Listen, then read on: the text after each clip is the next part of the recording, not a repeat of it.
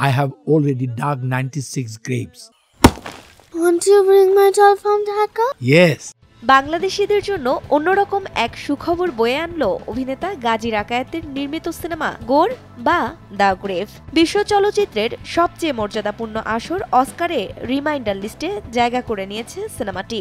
অস্কারে 276টি সিনেমার সঙ্গে একযোগে 12টি ক্যাটাগরিতে অংশ নিচ্ছে এই সিনেমাটি।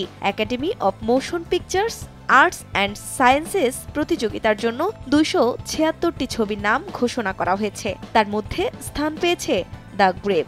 জানা গেছে সিনেমাটি অস্কারের মূল প্রতিযোগিতার 12টি ক্যাটাগরিতে লড়তে যাচ্ছে।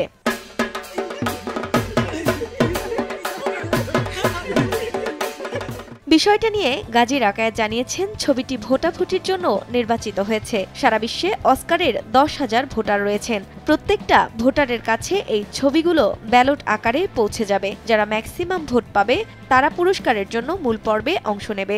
সবাইকে শুভেচ্ছা। আজকের দিনটি আমাদের খুব আনন্দের, কারণ আমাদের ছবি, বাংলাদেশের ছবি দ্য গ্রেভ বিশ্বের শ্রেষ্ঠ আসর দ্য অস্কারের প্রতিযোগিতায় মূল পর্বে জায়গা করে নিয়েছে। আমরা অস্কার কমিটি থেকে যেটা জেনেছি যে 276টি ছবি মধ্যে গোর একটি ছবি। তো এই রিমাইন্ডার লিস্ট, এখান থেকে একটি ব্যালট তৈরি হবে। পৃথিবীর প্রায় 10,000 ভোটারের কাছে আমাদের এই ব্যালটগুলো চলে যাবে এবং জেনারেল ক্রাইটেরিয়ায় প্রতিযোগিতা করবে। আমাদের মনে করেন best cinematography, best direction, best film, এরকম বেস্ট অ্যাক্টর অ্যাক্ট্রেস, এরকম প্রায় 12টি ক্যাটাগরিতে দ্য গ্রেভ প্রতিযোগিতা করবে।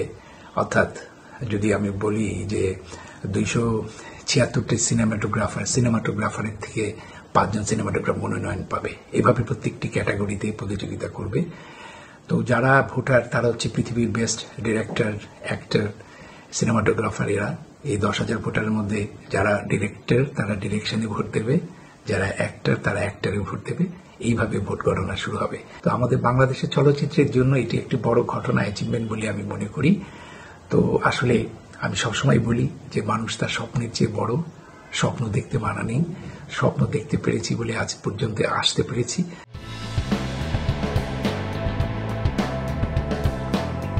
তথ্য বলছে, অস্কারে বাংলাদেশ থেকে এর আগে এতটা উঁচুতে কোনো সিনেমা যায়নি। বাংলাদেশ থেকে এর আগে বহুবার অস্কার পুরস্কারের জন্য বিদেশি ভাষার সিনেমা পাঠানো হয়েছে। এবারই প্রথম এত বড় সুযোগ পাচ্ছে গাজী রাকায়েতের গোর সিনেমাটি।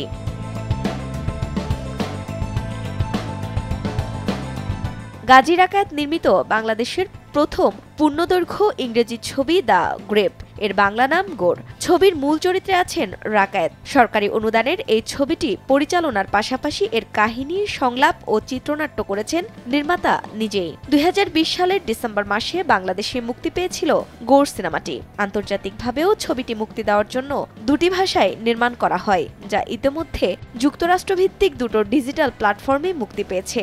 এ ছবিতে আরও অভিনয় করেছেন মামুনুর রশিদ, আশিউল ইসলাম, দীপান্বিতা মার্টিন, মৌসুমী হামিদ, দিলারা জামান সহ অনেকে।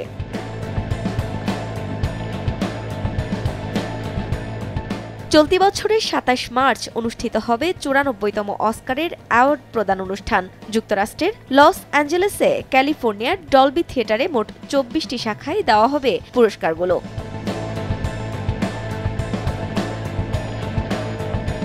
ক্রান্তি সারোয়ার, সময় সংবাদ, ঢাকা।